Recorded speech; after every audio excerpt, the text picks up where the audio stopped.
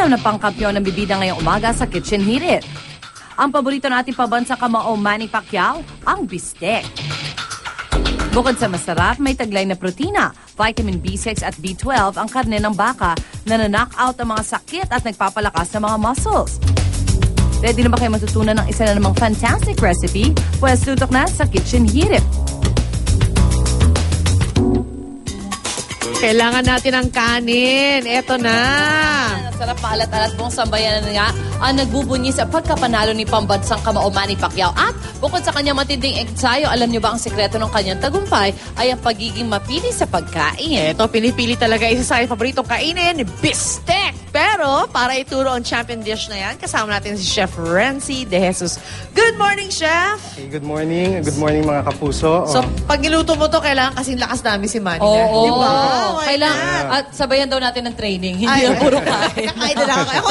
Ako ang kain, ikaw ang training. Ayan. Sige. So, paano magawin ng bistek? So first, we need, kailangan natin ng baka. Of course, yung maninipis na hiwa. Then Okay. sibuyas, Laki ang patatas, sibuyas. mantika, Yeah.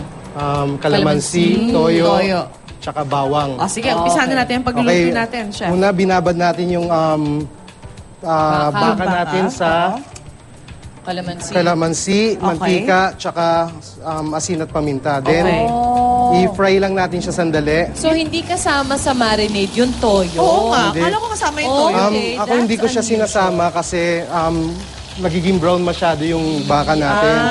Gusto natin medyo pale ng ganyan. Okay. Okay. Okay, habang piniprito Makes natin sense. yan, maghiwa tayo ng pang-onion rings natin. Ganda nga ng onions, no? Ganda. Perfect. Okay. Tapos yung matitira, gagawin nating onion rings. Pwede i-breaded. Diba? Para Okay.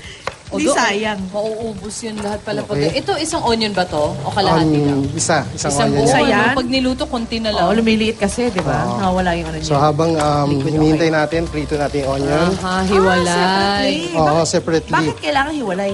Para may crunch pa rin siya pag nilagay natin. Kasi pag nababad siya sa tubig, nawawala yung crunchiness niya. Oo. Okay. Magkano magagastos, Chef, pag ganitong recipe? At alam mo naman, baka yan. Yeah, 180 to 190, mga 8 to 10 persons na yun. Ay, okay na yun. Maraming tao na yun. Kasi maalat naman eh. So, puro kanin, ano? Kasya sa 8 to 10. tayo pa naman mga Pinoy lang. Puro tayo kanin, hindi pwedeng mawala ang kanin sa ating lunch. Para Next, next is Yun ang patatas. patatas. What I do is, nininipisan ko siya, yung manipis na manipis. Oo. So parang, Mukha siyang mojo. yeah, para, Diba? para may crispiness na texture tayong makakain mamaya. Ayan, mga Yan. bata.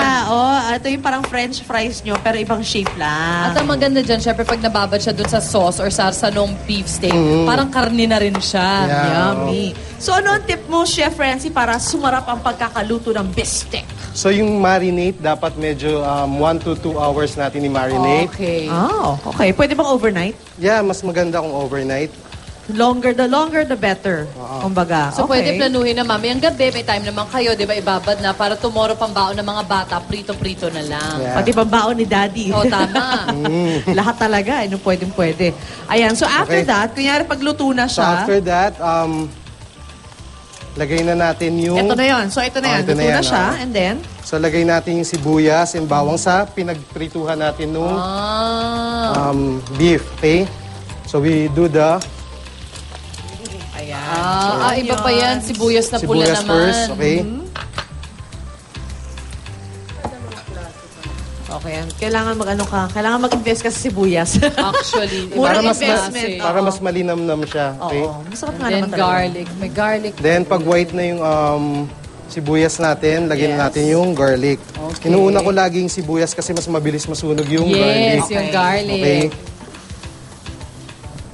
Ayan. So, medyo kailangan lang natin bilisan ng proseso ng konti, Chef Renzi. So, after the Okay, sibuyas, after this, at, then we put soy sauce. Hiwa-hiwalay din pala siya, no? Ayan. Okay? Tapos eventually, magsasama-sama sila lahat sa isang pan.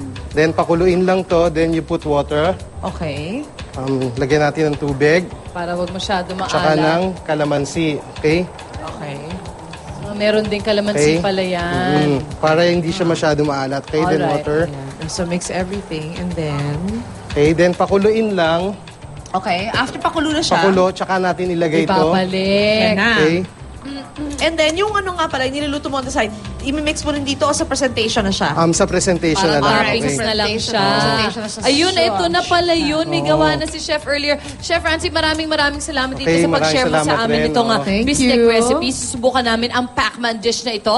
At ang kompletong detalye niyan, ipopost po namin sa official Facebook page ng Unang Hirit. Tanong namin ngayon, nasa na ang kanin? At ayun, ang pinapabili na. At ay, nandun sa lamesa.